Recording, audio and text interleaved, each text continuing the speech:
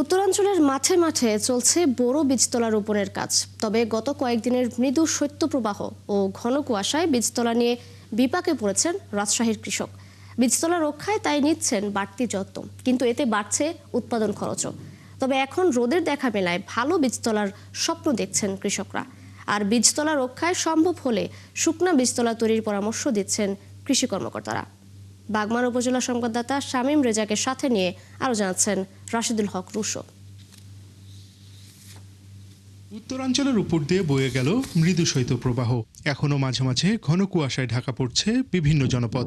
এই প্রতিকূল পরিস্থিতিতে বোরো বীজতলা রক্ষায় আবহাওয়ার সাথে রীতিমতো লড়াই করতে হচ্ছে রাজশাহীর কৃষকদের। ঠান্ডায় তো বিছনে গাছ হচ্ছে না, পলিথিন দেওয়া বিছনটা ঢাকা রাখা বিছন করছি। এত ঠান্ডা হলে কাম করে কি করে দেবা। অনেক সময় কুয়াশা বেশি হলে সেখানে পলিথিন দিয়ে ঢাকা দিই, দিলে পাখি খেতে পারবে না, কুয়াশার থেকেও উদ্ধার পাওয়া যাবে। অনেক ঠান্ডার জন্য ভালো বিছন করার জন্য শুরু থেকে পলিথিন দিয়ে ঢেকে রাখছি। কখনো পলিথিনে ঢেকে আবার কখনো নালা তৈরি করে চলছে বীজতলা রক্ষার চেষ্টা। এছাড়া সার ও কীটনাশকের চড়া দাম, শ্রমিকের মজুরি বৃদ্ধি এবং কখনো কখনো উন্নত মানের বীজ না পাওয়ার মতো ভোগান্তির কথা জানালেন কৃষকরা। এইটা ধান লাগাতে প্যাট প্রোডাক্ট মেলা খরচ হয়ে যাচ্ছে। এই বিছনের দাম, এক পুন বিছনের দাম ধরো 400 টাকা তা 500 টাকা, 5 পুন করে বিছন লাগে 1 বিঘা জমিতে।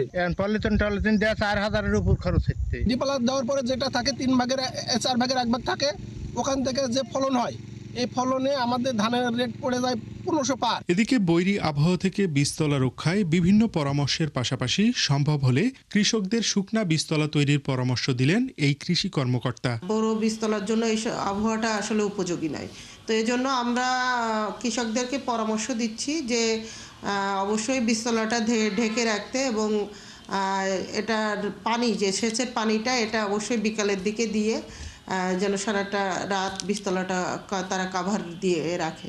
চলতি মৌসুমে জেলায় বোরো বীজতলার লক্ষ্যমাত্রা ধরা হয়েছে ৩,৩85 হেক্টর। এরই মধ্যে 2,300 হেক্টর জমিতে বীজতলা রোপণ শেষ করেছেন কৃষকরা। রাশিদুল হক রুশো, ৭১, রাজশাহী।